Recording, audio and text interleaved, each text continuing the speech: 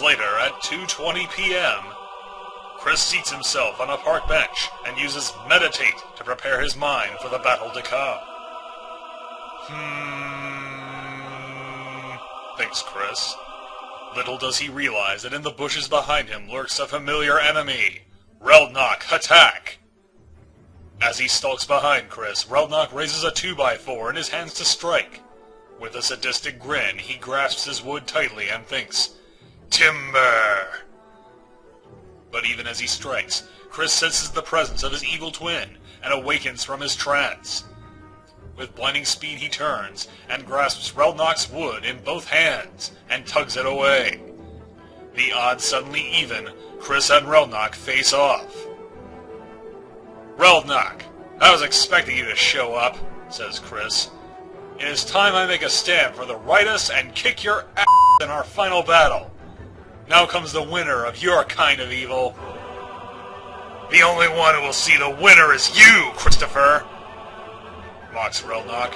"I will make you join my dark side and way of life." Heh. With that, Reldnock punches Chris Chan in the face, but Chris quickly recovers, delivering a rapid fire of punches with his hedgehog speed. Reldnock backs off and launches an aura sphere at Chris, but he dodges the dark energy. Chris fires back with Hyper Beam, but Reldnock bends over backwards to avoid it. Their powers too evenly matched, they return to hand-to-hand combat. Simultaneously, they each punch each other in his transformation spot. Soon, both Chris Chan Sonichu and Reldnock Attack have transformed back into their human forms. The energy unleashed is enough to knock them both to the ground, and Chris's glasses fall off his head. Reldnock is the first to get back to his feet. Seeing Chris still dazed on the pavement, he charges an energy blast in his hand and claims victory. "I would have waited an eternity for this," he says. "Your life is mine, Prime Chan." But behind Chris's back, we see a syringe in his hand. "Any last words?" taunts Reldnock. "Only 3 words," Chris replies. Raising the syringe, he springs to his feet and plunges the needle into the center of Reldnock's black Sonichu medallion. The evil medallion shatters, and Chris injects the contents of the syringe directly into Reldnock's heart. "Drink my blood," says Chris. "No!" cries Reldnock as the vaccine courses through his veins.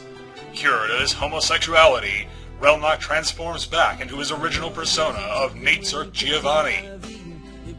"Drink my blood," Chris says again. All this time, and Reldnock still never wore a shirt. Well, life is betray now. That evil homo is gone, and Natesurk is back straight, and Kel will feel a lot better now that her sweetheart has returned. Summoning the psychic powers of Magichan Sonichu, Chris envelops the unconscious Natesurk in a sphere of purple energy. Teleport to Kel's waiting bedside, Chris thinks as he sends his former foe to Kel.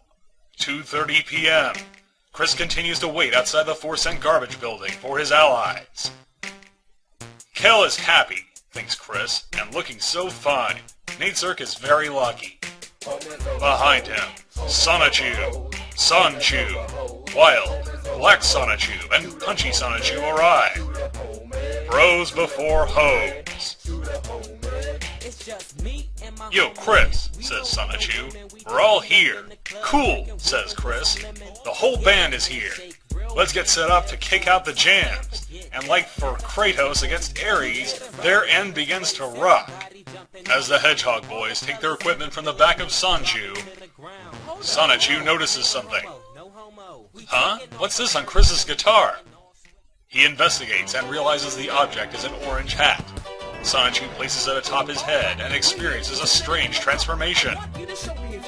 "Huh? Whoa!" Sonichu says. As he looks at his body, he realizes he has been flattened into a 2-dimensional shape. "Paper thin? I gotta believe," he says. Meanwhile, Chris picks up his guitar, and with a snap of his fingers, he changes from his cartoon self into his real-life body. Conspicuously, his shirt is not the same. "What?" Chris asks. "The same drawn shirt in real life was in the laundry pile," he explains. Plus, it was December when I drew this page, and I was chilling with my woman. Bam! Anyway, on with the show.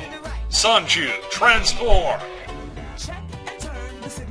Riz's car begins to transform, shifting and changing until it stands in its robot form of Autobot Sonichu. He then continues to transform, sprouting large audio speakers and changing his legs into a platform, until he at last has become a soundstage on which Christian and the Hedgehog boys can perform. Once in position, Chris begins to play. Revive Zordon. Lyrics by Christian Weston Chandler. Played in tune of Cat Scratch Fever by Ted Nugent. Cranked up to 11, shouts the speakers, and Sonichu begins to sing. Check and turn the signals to the right. Step on the gas, now turn to the right. Step on the gas, now turn to the right. Check